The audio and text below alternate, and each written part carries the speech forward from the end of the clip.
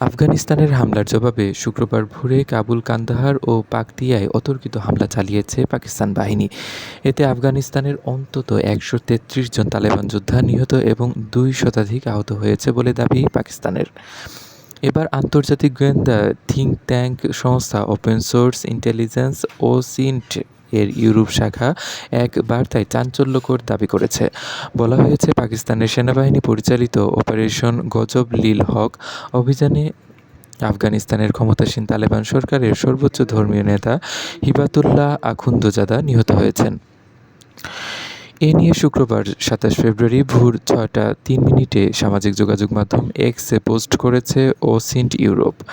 সেখানে বলা হয়েছে, কাবুলে সদর দপ্তর লক্ষ্য করে পাকিস্তানি বিমান বাহিনীর হামলায় আফগানিস্তানের সর্বোচ্চ নেতা হিবাতুল্লাহ আখুন্দজাদা সহ কয়েকজন সিনিয়র তালেবান কমান্ডার নিহত হয়েছেন। তবে তালেবান সরকারের পক্ষ থেকে এ নিয়ে এখন পর্যন্ত কোনো মন্তব্য পাওয়া যায়নি। এছাড়া পাকিস্তানের হামলায় নিহতের কোনো ঘটনা ঘটেনি বলে দাবি আফগানিস্তানের। উল্টো আফগানিস্তান দাবি করেছে যে তাদের হামলায় পাকিস্তানের অন্তত ৫৫ জন সেনা নিহত হয়েছে।